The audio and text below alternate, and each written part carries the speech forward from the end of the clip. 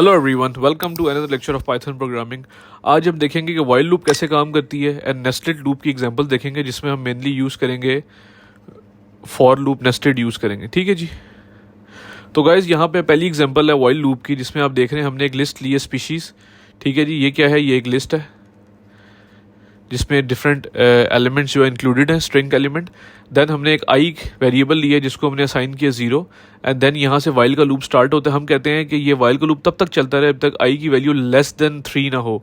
इसका मतलब है कि ये वैल्यूज किस किस वैल्यू पे चलेगा? जब आई की वैल्यू 0 हो, 1 हो एंड 2 हो। जैसे ही 3 वैल्यू आएगी ये जो है वो टर्मिनेट कर जाएगा। ठीक है जी। देन उसके बाद हमने क्या किया कि आई की वैल्यू जो है यहाँ पे आई, हम नेक्स्ट प्रिंट में स्पीशीज में आई की वैल्यू पुट की, एंड देन आई की वैल्यू को is equal to I plus 1 increment कर दिया। इसको जो है हम कह सकते हैं कि हमने यहाँ पर आई प्लस इज इक्वल टू 1 कर दिया है। ठीक है जी।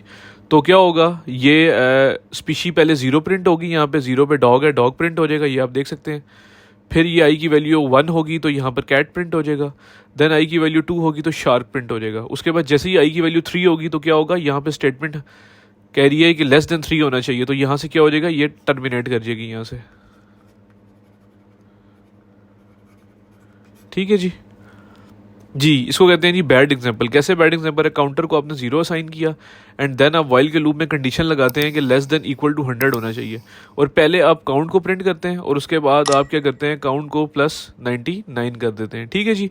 इससे क्या हो रहा है? इससे ये लूप जो है ये एक दफ़ा ही एग्जीक्यूट होगा, और उसके बाद जैसे ही लेट से पहले नीचे आया, काउंटर की वैल्यू 0 है, इसने यहाँ पे 0 प्रिंट किया। ठीक है जी, ये 0 प्रिंट हुआ। उसके बाद क्या हुआ? नेक्स्ट वो जैसे ही नीचे गया तो काउंटर में 0 पे आपने क्या किया? काउंटर प्लस 99 कर दिया आपने। ठीक है जी। तो क्या हुआ कि इसकी वैल्यू जो है वो 99 पे चली गई। ये फिर ऊपर गया, एक दफ़ा फिर एग्जीक्यूट हुआ और यहाँ पे इसने प्रिंट कर दी वैल्यू 99, एंड देन दोबारा जब आपने 99 की तो 99 प्लस 99 हो गया। इस टाइम ये क्या हो जाएगा? ये डिसकंटिन्यू हो जाएगा और यहाँ से ये टर्मिनेट कर जाएगा। इसको बैड एग्जाम्पल कहते हैं वॉइल के केस में। नेक्स्ट जी, हम ये यहाँ पर एक कोड देखते हैं जिसमें हम काउंटर को हमने असाइन किया 0, एंड देन वॉइल के अंदर हमने कहा कि काउंटर इज लेस देन 250 होना चाहिए। ठीक है जी। और फिर काउंटर को क्या हो रहा है? प्लस इज इक्वल टू 1, और 1 का इंक्रीमेंट हो रहा है और हम प्रिंट करवा रहे हैं काउंटर को। तो क्या होगा? ये स्टार्ट होगा जी, जिस तरह ऊपर की चीज़ें मिस हुई हुई हैं, ये स्टार्ट होगा जी 0 से स्टार्ट होगा। उसके बाद ये पहुँचेगा आपका 246 तक, और ये कहाँ तक चलेगा? क्योंकि काउंटर की वैल्यू जो है वो पहले इंक्रीमेंट होकर डिस्प्ले हो रही है और उसके बाद कंडीशन में जा रही है। तो लेस देन 50 का मतलब है कि यहाँ ये कहाँ तक प्रिंट होगा? ये जब इसकी वैल्यू आएगी 49। लेट से आप ये देखें, काउंटर की वैल्यू जब 49 होगी, उसमें जब आप 1 ऐड करेंगे, ये क्या हो जाएगा? 249 जब 1 ऐड करेंगे तो 250 हो जाएगा। 250 यहाँ पे डिस्प्ले हो जाएगा। उसके बाद जब ऊपर जाएंगे तो 250 इज नॉट लेस देन 250, तो ये डिसकंटिन्यू हो जाएगा। लेकिन अगर हम इसकी जगह पर लेस देन की जगह पे अगर हम लेस देन इक्वल टू डाल दें, तो ये नेक्स्ट जो है, जो वैल्यू जो है ये 251 तक प्रिंट करा देगा। इसकी एग्जांपल आप यहाँ इधर से देखें आप, 249 250, यानी कि 0 से स्टार्ट हुआ है, 0 से स्टार्ट हुआ 249 तक, उसके बाद 251 तक प्रिंट होगा। अगर हम इस चीज़ को रिप्लेस कर दें, यानी कि हम इस चीज़ को रिप्लेस कर दें, किससे रिप्लेस करते हैं? लेस देन इक्वल टू से, तो ये 251 तक चलेगा। नेक्स्ट जी, लास्ट में हम बात करते हैं कि नेस्टेड लूप कैसे काम करती है। नेस्टेड लूप की छोटी सी एग्जांपल है, इसमें हमने फॉर लूप की एग्जांपल ली है।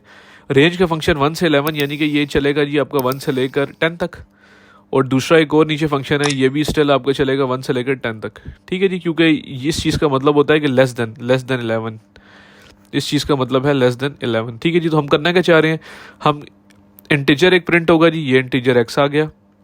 देन हमारे पास दूसरा इंटीजर मल्टीप्लिकेशन का बीच में साइन होगा, देन दूसरा इंटीजर होगा जो कि इंटीजर वाई आ गया, एंड देन इज इक्वल का साइन, और तीसरा इंटीजर होगा जो कि होगा एक्स मल्टीप्लाई बाय वाई। ठीक है जी। तो हम क्या प्रिंट करवाना चाह रहे हैं? हम कुछ इस तरह प्रिंट करवाना चाह रहे हैं। पहले ये एक्स की वैल्यू 1 होगी, तो फिर ये जो जब एक्स की वैल्यू 1 के साथ, ये एक्स की वैल्यू है सारी 1 के साथ, जो आपका ये सारी वैल्यूज़ जो हैं, ये सारी वैल्यूज़ जो आप देख रहे हैं वाई की वैल्यूज़ हैं। ठीक है जी। वैल्यूज़ क्या हैं? ये वाई की वैल्यूज़ हैं, यहाँ से लेकर यहाँ तक। ये कहाँ तक एग्जीक्यूट होगी? मल्टीप्लाई बाय 8, उसके बाद ये एग्जीक्यूट 9 और 10 भी इसके अंदर इंक्लूड होगा। उसके बाद ये नेक्स्ट आइट्रेशन में क्या आएगा कि आपकी जो x की वैल्यू है ये 2 हो जाएगी। ठीक है जी। 2 के साथ फिर ये सारा कुछ चलेगा, multiply by 1 is equal to 2, फिर 2 multiply by 2 is equal to 4, इस तरह अप टू ये चलेगा कहाँ तक, 2 multiply by 10 is equal to 20। इस तरह ये जो सारी वैल्यू है 2 की, 2 पे आएगा, उसके बाद ये कहाँ तक चलेगी, ये वैल्यू जाएगी आपकी 10 तक।